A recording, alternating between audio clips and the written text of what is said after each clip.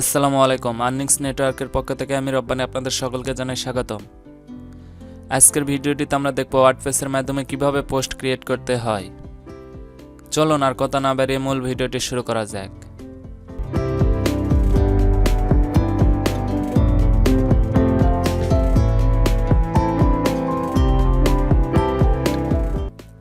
আপনারা ইতিমধ্যে জেনে গেছেন যে লোকাল হোস্টে কাজ করার জন্য সর্বপ্রথম জ্যাম সফটওয়্যারটির অ্যাপাসার এবং মাই স্কেলটি স্টার্ট করে নিতে হয়। সো আমরা জ্যাম সফটওয়্যারের অ্যাপাসার এবং মাই স্কেলটি স্টার্ট করে নিলাম এবং জ্যাম সফটওয়্যারটি মিনিমাইজ করে রাখলাম এবং আপনাদের পছন্দ অনুযায়ী যে কোনো একটি ব্রাউজার চালু করে নেবেন।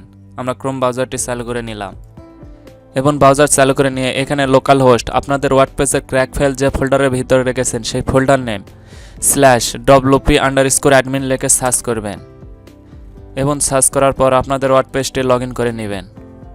চলুন এবার আমরা পোস্ট সম্পর্কে বিস্তারিত দেখে নেই। প্রথমে আমরা পোস্ট অপশানে যাব এবং এখানে অল পোস্টে ক্লিক করব। অল পোস্টে ক্লিক করার পর আপনাদের সামনে এরকম একটি ইন্টারফেস ওপেন হবে।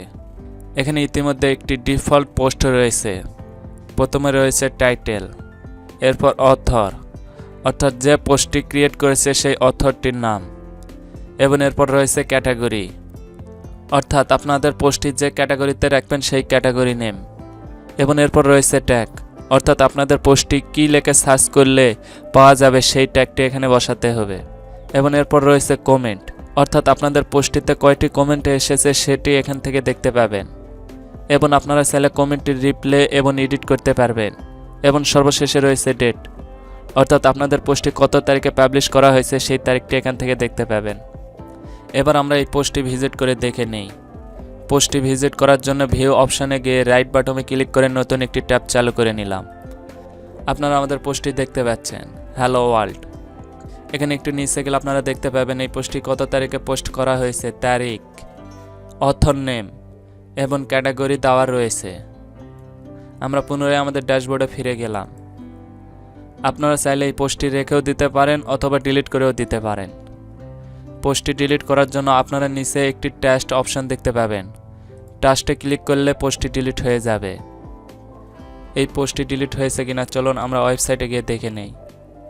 ওয়েবসাইটে এসে আপনারা পুনরায় একটি রিফ্রেশ করবেন, তাহলে আপনারা দেখতেই পাচ্ছেন পোস্টটি অটোমেটিক ডিলিট হয়ে গিয়েছে। মনে করেন আপনাদের এই পোস্টটি ভুল করে ডিলিট হয়েছে, যদি আপনাদের পুনরায় এই পোস্টটি রিস্টোর করার প্রয়োজন হয় তাহলে আপনারা কি করবেন? পোস্টটি পুনরায় রিস্টোর করার জন্য আপনারা উপরে একটি ট্রাস্ট নামের অপশান দেখতে পাবেন। এই অপশানটিতে ক্লিক করে দেবেন। এখানে আপনাদের ডিলিট করা পোস্টটি দেখতে পাবেন। এখান থেকে আপনারা চাইলে পোস্টটি রিস্টোরও করতে পারবেন এবং পার্মানেন্টলি ডিলিট করতেও পারবেন। যেহেতু আমরা পোস্টটি রিস্টোর করব তাই এখানে আমরা রিস্টোর অপশানে ক্লিক করে দিলাম। পোস্টটি রিস্টোর করার পর আপনারা দেখতে পাচ্ছেন পোস্টটি ফিরে এসেছে। আমরা পুনরায় ওয়েবসাইটটিতে সার্চ করে দেখে নেই পোস্টটি এসেছে কিনা। তাই আমরা আবারও ওয়েবসাইটে ফিরে আসলাম এবং ওয়েবসাইটে আসা পুনরায় একটি রিফ্রেশ দিলাম। আপনারা দেখতেই পাচ্ছেন পোস্টটি পুনরায় ফিরে এসেছে। পুনরায় আমাদের ওয়ার্ডপ্রেসের ড্যাশবোর্ডে ফিরে আসলাম এবং এই পোস্টটি আমরা পার্মানেন্টলি ডিলিট করব, তাই পুনরায় আমরা টাস্ট অপশানে ক্লিক করে দিলাম এবং পুনরায় টাস্টে গেলাম এবং এখান থেকে ডিলিট পার্মানেন্টলিতে ক্লিক করে দিলাম। তাহলে আমাদের পোস্টটি পার্মানেন্টলি ডিলিট হয়ে গেল। আমরা দেখে নেই পোস্টটি ডিলিট হয়েছে কিনা। তাই ওয়েবসাইটে গিয়ে পুনরায় একটি রিফ্রেশ দিলাম। আপনারা দেখতেই পাচ্ছেন পোস্টটি ডিলিট হয়ে গিয়েছে। পুনরায় আমরা ওয়ার্ডপ্রেসের ড্যাশবোর্ডে ফিরে আসলাম। এবার আমরা একটি নতুন পোস্ট ক্রিয়েট করব। নতুন পোস্টে ক্রিয়েট করার জন্য এখানে অ্যাড নিয়ে ক্লিক করেও আপনারা পোস্ট নিতে পারেন, অথবা এখান থেকেও আপনারা অ্যাড নিয়ে ক্লিক করে একটি নতুন পোস্ট অপশন নিতে পারেন। এবং অ্যাড নিয়ে ক্লিক করার পর আপনাদের সামনে এরকম একটি ইন্টারফেস দেখতে পাবেন এবং এখানে এই অপশনগুলো নেক্সট নেক্সট নেক্সট এবং সর্বশেষে গেট স্টার্ট এই অপশনটিতে ক্লিক করে দিবেন। তাহলে আপনাদের সামনে এরকম একটি ইন্টারফেস চলে আসবে এবং এখানে সর্বপ্রথম আপনাদের পোস্টের একটি টাইটেল দিতে হবে। মনে করেন এখানে আমরা টাইটেল দিলাম হোয়াট ইজ ইয়োর নেম এবং এই পোস্টটি আমরা পাবলিশ করে দেব।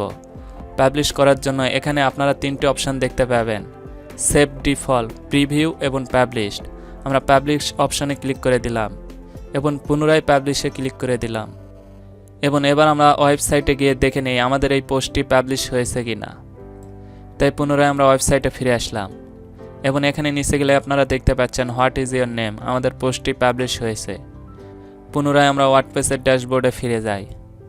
ওয়ার্ডপ্রেসের ড্যাশবোর্ডে ফিরে আসার পর আপনারা লক্ষ্য করবেন ডান সাইডে কিছু অপশান দেখা যাচ্ছে। প্রথমে রয়েছে পোস্ট এবং তারপর রয়েছে ব্লগ। আমরা দেখে নিই পোস্ট অপশানের ভিতর কী কী অপশান রয়েছে। এখানে প্রথমে রয়েছে স্টেটস অ্যান্ড ভিজিবিলিটি, অর্থাৎ আপনাদের পোস্টটি পাবলিশ করবেন না ডিফলো রাখবেন সেই সম্পর্কে এখানে দেওয়া রয়েছে। এবং এখান থেকে আপনারা চাইলে আপনাদের পোস্টটির তারিখ সিলেক্ট করে দিতে পারবেন।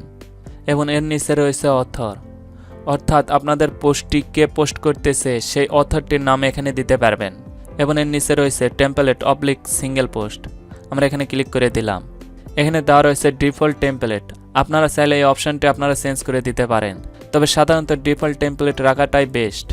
এবং এর নিচে রয়েছে পার্মালিঙ্ক, অর্থাৎ আপনাদের পোস্টটির লিঙ্কেই বলা হয়েছে পার্মালিঙ্ক। আপনাদেরকে আরও ভালোভাবে বোঝানোর জন্য আমাদের ওয়েবসাইটটিতে যাই। এখানে আমাদের পোস্টে আপনারা দেখতে পাচ্ছেন। আমরা এই পোস্টের উপর ক্লিক করলাম। আমাদের পোস্টটির একটি অটোমেটিক ইউআরএল তৈরি হয়েছে। পার্মালিঙ্ক আপনারা চাইলে চেঞ্জ করে দিতে পারবেন। পার্মালিঙ্ক চেঞ্জ করার জন্য আমরা ওয়ার্ডপ্রেসের মূল ড্যাশবোর্ডে গেলাম এবং এখানে নিচে আসলে আপনারা সেটিং নামের একটি অপশান দেখতে পাবেন। এই সেটিং অপশানে ক্লিক করে দিবেন। সেটিং অপশানটিতে ক্লিক করার পর একটু নিচে গেলে আপনারা দেখতে পারবেন পার্মালিঙ্কস নামের একটি অপশান রয়েছে। এই অপশানটিতে ক্লিক করে দিবেন। তাহলে আপনাদের সামনে এরকম একটি ইন্টারফেস ওপেন হবে। এখানে আপনাদের পার্মালিঙ্কটি সিলেক্ট করে দিতে পারবেন। প্রথমে রয়েছে প্লেন। এখানে আপনাদের পোস্ট নাম্বারটি দেখতে পাবেন, অর্থাৎ কত নাম্বার পোস্ট সেই অপশানটি রয়েছে। এবং এরপর রয়েছে ডে অ্যান্ড নেম, অর্থাৎ আপনাদের পোস্টটি কত তারিখে করা হয়েছে সেই তারিখ এবং পোস্টের নামটি দেখতে পাবেন। যেমন বর্তমানে আমাদের ওয়েবসাইটে রয়েছে ডে এবং নেম। এবং তারপর রয়েছে মান্থ অ্যান্ড নেম, অর্থাৎ শুধুমাত্র এখানে মাস এবং পোস্টের নামটি দেখতে পাবেন। এবং এরপর রয়েছে নিউমারিক, অর্থাৎ আপনাদের পোস্টটির নাম্বার শো করবে। এবং তারপর রয়েছে পোস্ট নেম। এবং সর্বশেষ রয়েছে কাস্টম স্ট্রাকচার, অর্থাৎ আপনাদের ইচ্ছা মতো এখানে পোস্টটির নাম দিতে পারবেন। তবে সাধারণত সকল ওয়েবসাইটেই পোস্ট নেম দেওয়া থাকে, তাই আমরা পোস্ট নেমটি সিলেক্ট করে দিলাম। এবং একটু স্ক্রল করলে আপনারা নিচে দেখতে পাবেন সেভ চেঞ্জ। আপনারা সেভ চেঞ্জে ক্লিক করে দিবেন, তাহলে অটোমেটিক আপনাদের পোস্টটি সিলেক্ট হয়ে যাবে। এবার আমরা পুনরায় আমাদের ওয়েবসাইটটি ভিজিট করি এবং ওয়েবসাইটে এসে পুনরায় আমাদের ওয়েবসাইটটি রিফ্রেশ করে নেই এবং স্ক্রল করে নিচে যাই এবং এখানে আমাদের পোস্টটির উপরে ক্লিক করে দেই। আপনারা দেখতেই পাচ্ছেন এখানে আমাদের পোস্ট নামটি শো করছে। এবার আমরা পার্মালিঙ্কের পরে এখানে নিচে আপনারা দেখতে পাচ্ছেন ক্যাটাগরি। ক্যাটাগরি এই অপশানটিতে ক্লিক করে দিলাম। ক্যাটাগরি এই অপশানটিতে আপনারা আপনাদের পছন্দ অনুযায়ী ক্যাটাগরি সিলেক্ট করে দিতে পারবেন। যেমন আমরা ক্যাটাগরির নাম দিলাম নেম এবং অ্যাড নিউ ক্যাটাগরি এই অপশানটিতে ক্লিক করে দিলাম। তাহলে আপনাদের ক্যাটাগরিটি অ্যাড হয়ে যাবে। এবং ক্যাটাগরির পরে রয়েছে ট্যাক্স। আমরা ট্যাক্স অপশানটিতে ক্লিক করে দিলাম। এখানে আপনাদের পোস্ট রিলেটেড ট্যাগগুলো বসাবেন। এবং এরপর রয়েছে ফিউচার ইমেজ। ফিউচার ইমেজটি আসলে কি, এই বিষয়টি বোঝানোর জন্য আমরা প্রথম আলো নিউজ পত্রিকায় একটি পোস্ট ওপেন করে রেখেছি এবং টাইটেলের নিচে অথর নেম, তারিখ ইত্যাদি দেওয়া রয়েছে। এবং এর নিচে রয়েছে একটি ছবি। এই ছবিটি হচ্ছে ফিউচার ইমেজ। আপনারাও চাইলে আপনাদের পোস্টের মধ্যে ফিউচার ইমেজ অ্যাড করতে পারবেন। এবং ট্যাক্সের পরে রয়েছে অ্যাকসেপ্ট, এটি অপশনাল। এবং এর পরে রয়েছে ডিসক্রিপশন এবং এখানে যা রয়েছে তাই রাখার চেষ্টা করবেন। সুপ্রিয় দর্শক, আজকের ভিডিওটি এই পর্যন্তই। আজকের এই ভিডিওটিতে যদি আপনাদের কোনো কিছু বুঝতে অসুবিধা হয় তাহলে কমেন্ট বক্সে কমেন্ট করে জানাবেন, অথবা আমাদের ফেসবুক গ্রুপে পোস্ট করতে পারেন। আর ভিডিওটি যদি আপনাদের বিন্দুমাত্র উপকারে আসে এবং ভালো লাগে তাহলে একটি লাইক করে দিবেন এবং বন্ধুদের মাঝে শেয়ার করে দিবেন।